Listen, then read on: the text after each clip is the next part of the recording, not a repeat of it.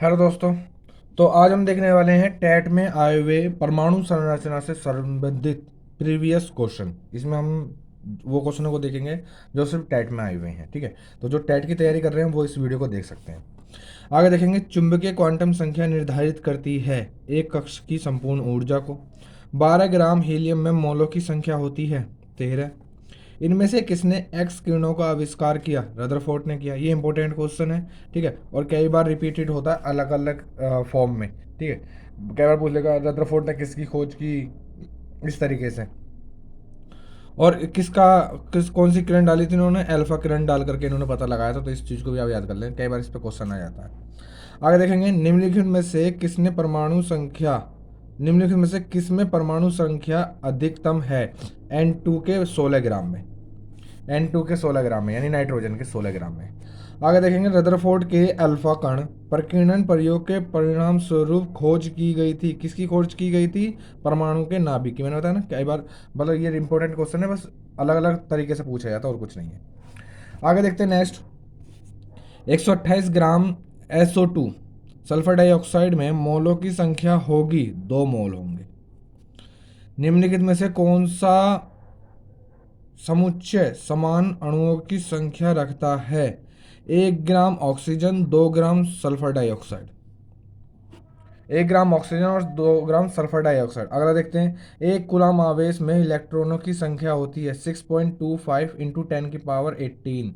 और एक इलेक्ट्रॉन पर आवेश कितना होता है? 1.6 माइनस क्या, -1.6 इंटू 10 की पावर -19 कूलाम। ठीक है, दोनों चीज़ों को आप याद कर लेंगे। हाइड्रोजन का कौन सा समस्थानिक भारी जल है? 1H2। 1H2। आगे देखेंगे, किसी परमाणु की नाभिक में उपस्थित कण होते हैं प्रोटॉन और न्यूट्रॉन। कहाँ पर है हमारा प्रोटॉन और न्यूट्रॉन? ये रहा इंपॉर्टेंट क्वेश्चन। आगे देखेंगे, किस वैज्ञानिक ने रेडियोधर्मी तत्व रेडियम की खोज की थी? अल्बर्ट आइंस्टीन ने की थी। नहीं, मैरी क्यूरी, अल्बर्ट आइंस्टीन नहीं, मैरी क्यूरी। किसने की थी? मैरी क्यूरी ने की थी। ये इंपॉर्टेंट क्वेश्चन है। रेडियोधर्मी की खोज कौन करता? ओ, रेडियोधर्मी की खोज किसने की थी? Madam Curie. मैरी क्यूरी भी है, मैडम क्यूरी भी कई बार आ जाता है, मैडम क्यूरी। ठीक है, आगे देखेंगे, नाभिक के धनावेशित होने की खोज किसने की थी? अभी हम नाभिक की बात कर रहे थे, नाभिक से रिलेटेड कौन है? रदरफोर्ड। ठीक है, इस चीज को आप याद रखो। छोटे से छोटे कण को रासायनिक क्रिया में भाग लेते हैं कौन लेते हैं? परमाणु लेते हैं। निम्नलिखित में से कौन सा विषमांगी मिश्रण है? विषमांगी आयोडीन युक्त नमक। विषमांगी मिश्रण आयोडीन युक्त नमक। नमक में आयोडीन पाया जाता है, सबको पता है। आगे देखते हैं, निम्नलिखित में से कौन सा एक विषमांगी मिश्रण नहीं है? हवा। हवा में कुछ भी मिल जाता है। निम्नलिखित में से कौन सा यौगिक है? ग्लूकोज एक यौगिक है। पेट्रोलियम आप जानते हैं, मिट्टी का तेल जानते हैं, दूध एक अलग चीज़ है, और ग्लूकोज एक यौगिक है ना, सुक्रोज वगैरह टाइप से। तो 17 का ऑप्शन डी इसका राइट आंसर हो जाएगा। तो देखो, टैट के एग्जाम में आए हुए परमाणु संरचना से यही क्वेश्चन थे। ठीक है, और अभी हम देखने वाले हैं अगले आगे के क्वेश्चन जो कि आए हुए हैं अम्ल, क्षार और लवण। ठीक है, एसिड, बेसिक एंड सॉल्ट, इन सबको हम देखने वाले हैं कि इनसे आए हुए टैट के एग्जाम में। अब हम इस वीडियो में सिर्फ टैट की बात करने वाले हैं। टैट के एग्जाम में आए हुए इस चैप्टर से क्वेश्चन कौन कौन से हैं उनको देखने वाले हैं अब इसमें। ठीक है, कौन कौन सा चैप्टर है हमारा ये? बेसिक, अम्ल, लवण और क्षार। अम्ल, लवण और क्षार। सबसे पहला क्वेश्चन देखते हैं। रासायनिक रूप में रासायनिक रूप से मिल्क ऑफ मैग्नीशियम होता है MgOH2। MgOH2। अम्ल होता है प्रोटॉन H दाता। ठीक है, खाने का सोडा है सोडियम बाइकार्बोनेट। Sodium bicarbonate. चूना पत्थर का रासायनिक नाम है कैल्शियम कार्बोनेट। आगे देखते हैं, नीले लिटमस पत्र को लाल कर देता है, अम्ल कर देते हैं नीले लिटमस को लाल। ठीक है, रासायनिक रूप से मिल्क ऑफ मैग्नीशियम होता है, अभी हमने देखा था MgOH2। रिपीटेड क्वेश्चन होते हैं, देखो कोई दिक्कत नहीं है, रिपीटेड क्वेश्चन होते हैं। वर्षा जल की कौन सी pH परास अम्लीय वर्षा का सूचक मानी जाती है? 5.6 से कम, यानी वर्षा जो है वो अम्लीय होती है। ठीक है, वर्षा जो है ये आपको पता है वो 7 से नीचे जो होते हैं वो अम्लीय होते हैं, 7 से ऊपर जो होते हैं वो क्षारीय होते हैं, और जो 7 पे होते हैं वो उदासीन होते हैं। ठीक है, ये आपको पता है। आगे देखते हैं, चींटी के डंक में पाया जाने वाला अम्ल, important question, most important question. चींटी के डंक में पाया जाने वाला अम्ल कौन सा? मिथेनोइक अम्ल। ठीक है, कौन सा अम्ल है? मिथेनोइक अम्ल। निम्न में से दुर्बलता लुईस क्षारक है? Hydrogen, H। आगे देखते हैं, विद्यार्थियों ए, बी, सी तथा डी ने जब सूखे लिटमस पत्र को ठोस बेकिंग सोडा, जो इसे खाने का सोडा बोलते हैं, में रगड़ा तो उन्होंने निम्नलिखित अवलोकन किए। पहला, पहले विद्यार्थी ने कहा नीले रंग में बदल जाता है। सूखे लिटमस पत्र पर प्रभाव पड़ता है। जो सूखा लाल है, देखो उसने 2 पेपर लिए, एक लाल लिटमस एक नीला लिटमस। लाल वाला नीले में बदल जाता है और नीला वाला जो है वो उसमें कोई बदलाव नहीं आता है। ठीक है, दूसरा देखते हैं, ऑप्शन उसने जो करा, उसने क्या करा, उसमें कोई बदलाव नहीं आता है और जो लाल रंग में बदल जाता है, नीला वाला लाल में बदल जाता है। सी स्टूडेंट ने करा वो नीला वाला नीले रंग में बदल जाता है और जो उसका नीले रंग का वो लाल में बदल जाता है। डी में कोई भी बदलाव नहीं आया। किस विद्यार्थी द्वारा किया गया अवलोकन सही है? तो देखो, किस विद्यार्थी ने अवलोकन सही किया?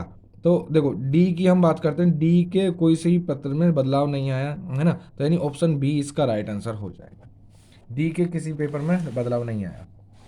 आगे देखते हैं, विलयनों के अम्लीय, क्षारीय तथा उदासीन प्रकृति को निर्धारण करने के लिए एक विद्यार्थी परीक्षण के बाद निम्नलिखित परिणाम सारणी बनाता है। ठीक है, निम्नलिखित अवलोकन में से सही रूप में सारणीकृत अवलोकन कौन सा है?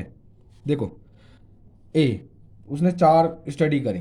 ठीक है, पहली कंडीशन NaCl, परीक्षण का नाम है ये। पहले उसने NaCl, सोडियम क्लोराइड में जब लाल पत्र को डाला तो उसमें कोई परिवर्तन नहीं आया, और जब उसने नीले को डाला तो वो लाल में चेंज हो गया, यानी इसको पता चला ये अम्लीय है।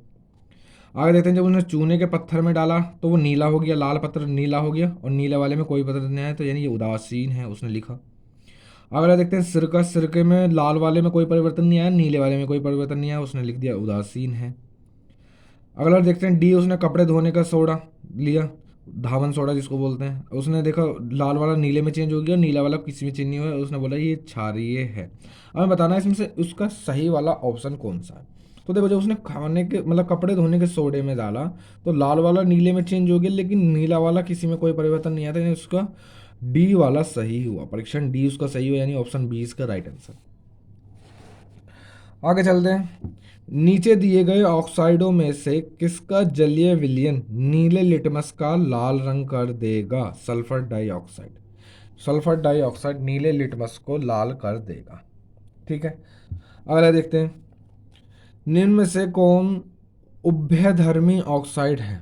निम्न में से कौन उभयधर्मी ऑक्साइड है? SnO2। SnO2।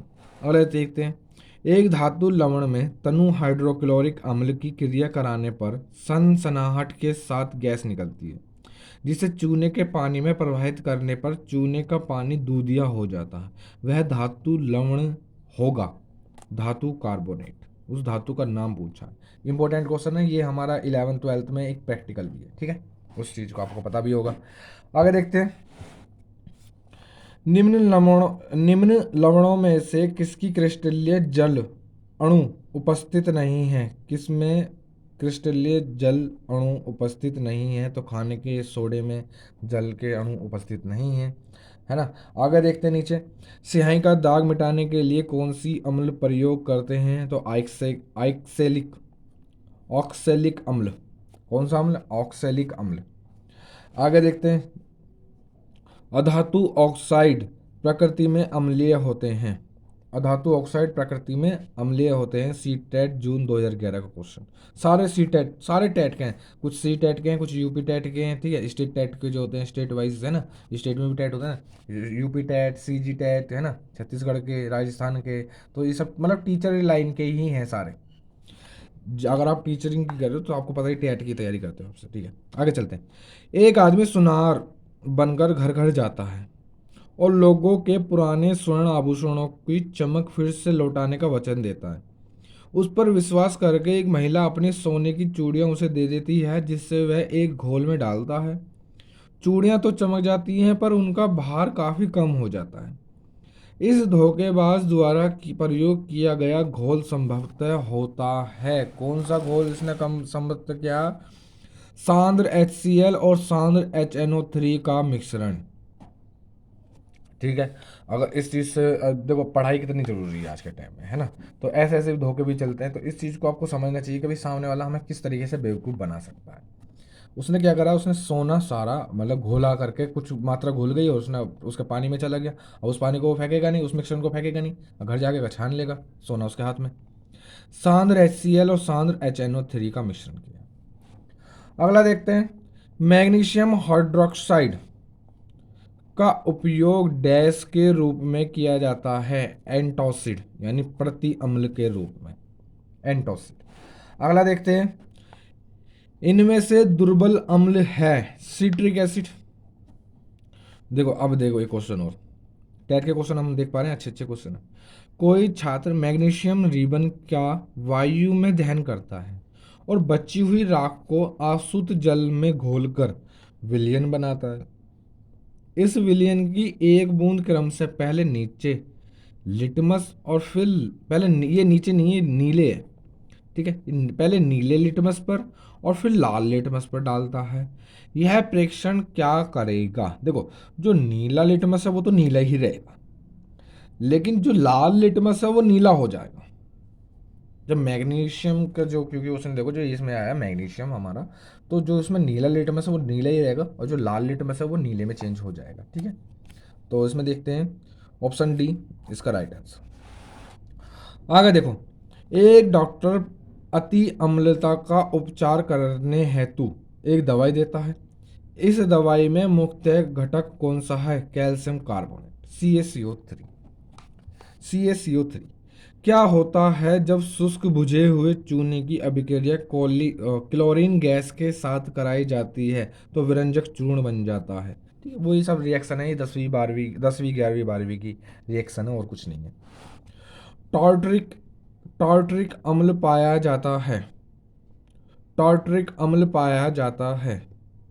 इस क्वेश्चन में हमको बताना क्या है, क्योंकि इसके ऑप्शन नीचे दे रखे हैं।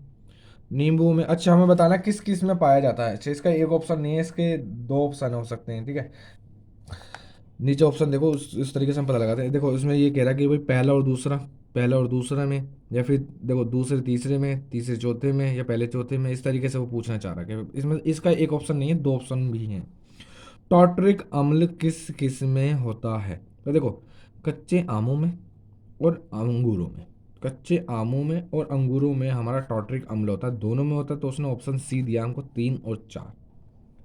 आगे देखते हैं, क्षारकों के संबंध में निम्न में से कौन सा एक कथन सही है? सभी क्षार क्षार है, सभी क्षारक क्षार है, कोई भी क्षारक क्षार नहीं है, क्षारकों के अलावा कोई भी क्षारक नहीं है, सभी क्षार क्षारक हैं परंतु सभी क्षारक क्षार नहीं है। ये बहुत इंपॉर्टेंट, और ये कई बार क्वेश्चन आया हुआ है। सभी क्षार तो क्षारक होते हैं लेकिन सभी क्षारक क्षार नहीं होते हैं। ठीक है, इस चीज को आप समझ पा रहे हो? तो कुछ क्षार जो है वो क्षारक हो जाएंगे, लेकिन जो क्षारक हैं वो क्षार नहीं हो सकते। इस चीज को आप याद रखेंगे। ठीक है, सभी क्षार तो क्षारक होते हैं लेकिन सभी क्षारक क्षार नहीं होते। आगे चलते हैं, आगे देखेंगे। कोई छात्र सोडियम हाइड्रोक्साइड के तनु विलियम की एक बूंद पहले नीले लिटमस पेपर पर और फिर लाल लिटमस पेपर पर डालता है। यह प्रेक्षण क्या करेगा? इसने क्या करा, नीले लिटमस पर कोई परिवर्तन नहीं आएगा, जबकि लाल लिटमस नीले पर लिटमस में चेंज हो जाएगा। पहले भी ऐसा क्वेश्चन आया है। ठीक है, अभी मतलब रिपीटेड है, तो ऑप्शन बी इसका राइट आंसर हमको दिखाई दे रहा है कि नीले लिटमस पर कोई परिवर्तन नहीं आएगा और लाल लिटमस क्या होगा, वो नीले में चेंज हो जाएगा। आगे देखेंगे,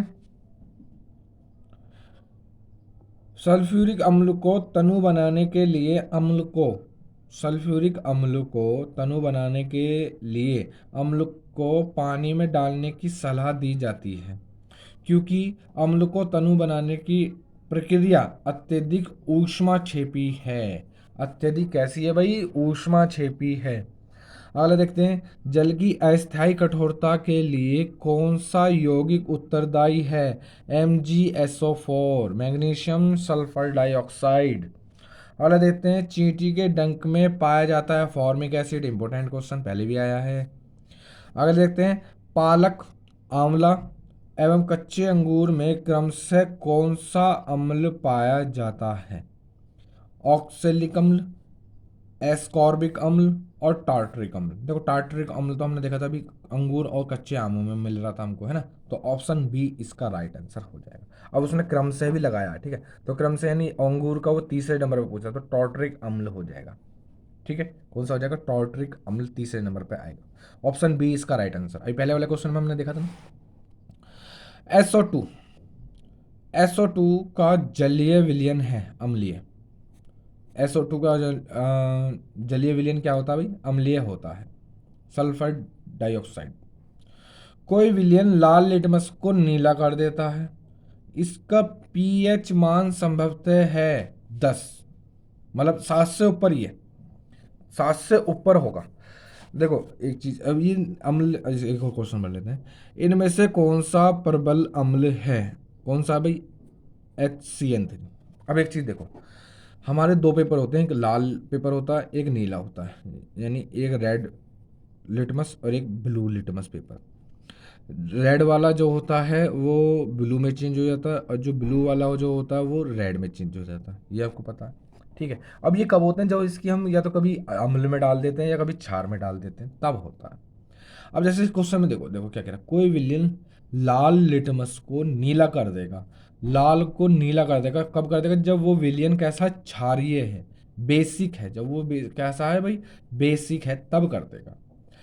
अगर अब इसके लिए अगर कोई अम्ल, मतलब कोई भी विलयन एसिडिक है, कैसा है? एसिडिक है, तो वो नीले लिटमस को लाल लिटमस कर देगा। ठीक है, तो आज की क्लास में इतना ही। मतलब आज हमने टेट में आए हुए क्वेश्चन, एक तो परमाणु संरचना से, और अगला चैप्टर था हमारा अम्ल, लवणीय और क्षार, इससे संबंधित क्वेश्चन देख लिए हैं आज हमने।